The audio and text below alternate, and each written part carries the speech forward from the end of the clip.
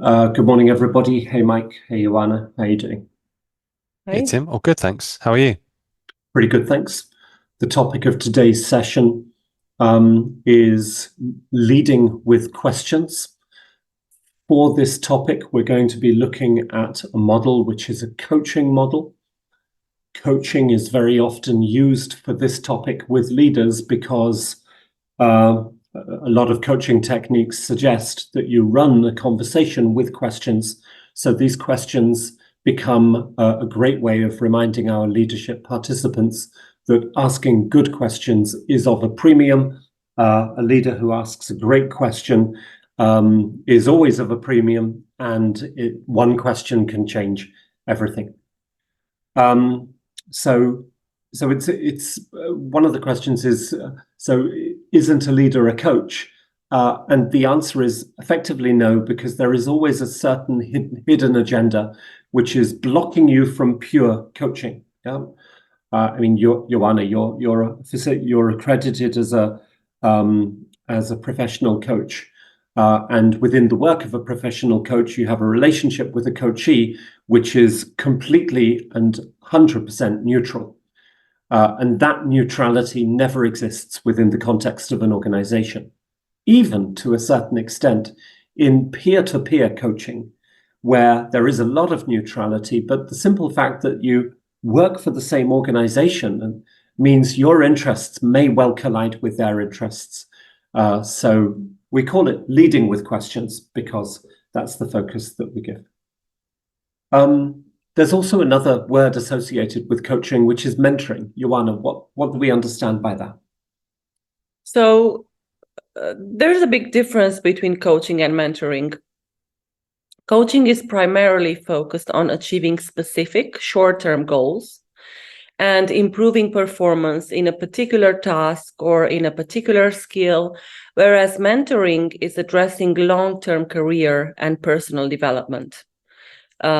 In terms of structure, there's also a difference. Coaching follows a structured and formal process, often involving planned sessions, goal setting, and action plans, whereas mentoring is often informal, based on a trusting relationship, and doesn't follow a clear structure.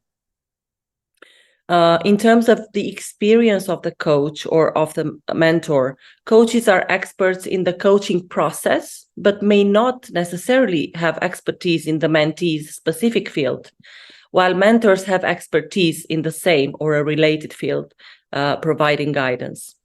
And coaching relationships are usually short-term.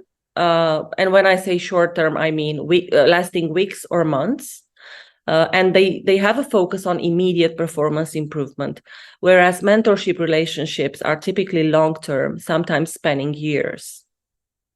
Okay.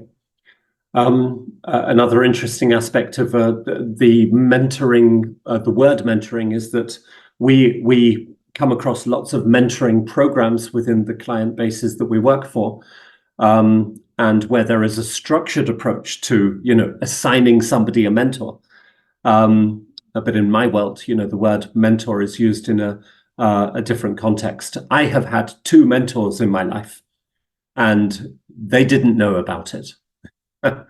Yeah, it's like I chose the mentor, not the other way around. In fact, there was never a conversation along the lines of "you are my mentor." Yeah, in fact, that whole conversation is a little bit weird. You choose a mentor because you choose somebody who you respect and you want to learn from them. So you start looking at them and watching them and following them and trying to work out what they do and engage in conversation and ask them questions and try and learn from their experience. But there is no necessity for any kind of formalized relationship behind it. Although if you have a mentor-mentee program, use the benefits of it, because that's exactly what it is there to create. Mike, definition of coaching then.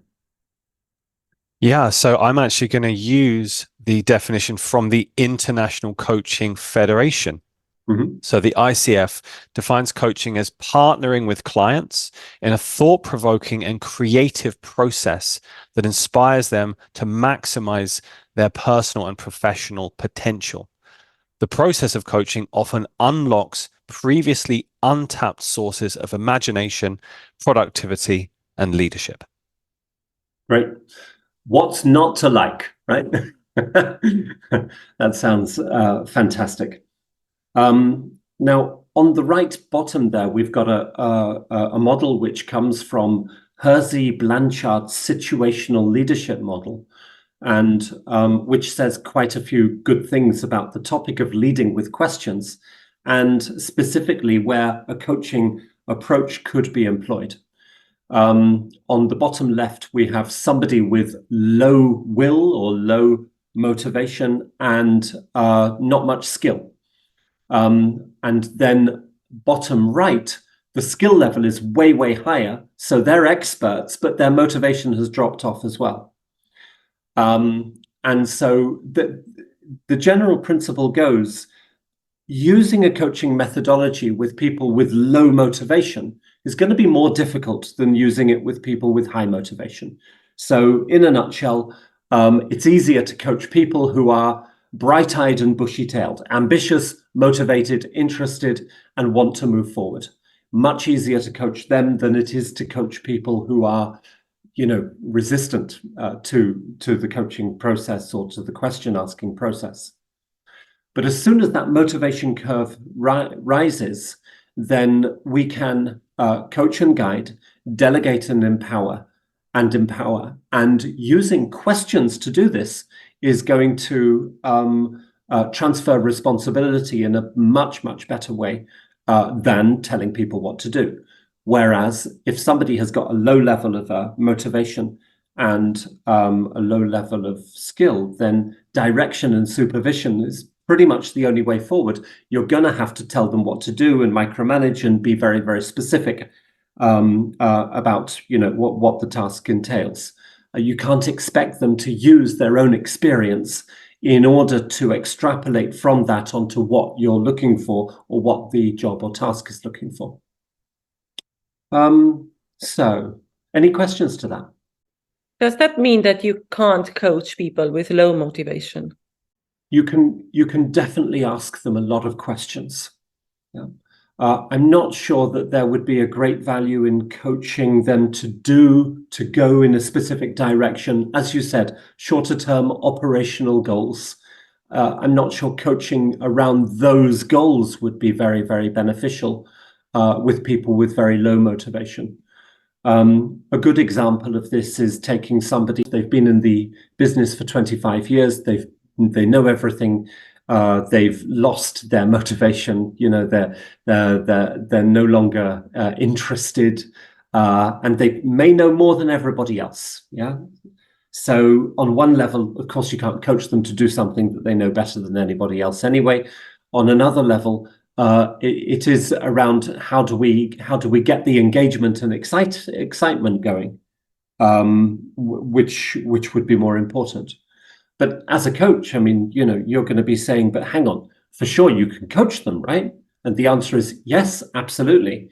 In the area of I'm demotivated, yeah, in the area of I don't know what to do, there are topics where coaching will definitely be applicable. But specifically for the areas or the topic areas in hand, it may be difficult, which we'll look at a lot more clearly when we actually look at the model itself.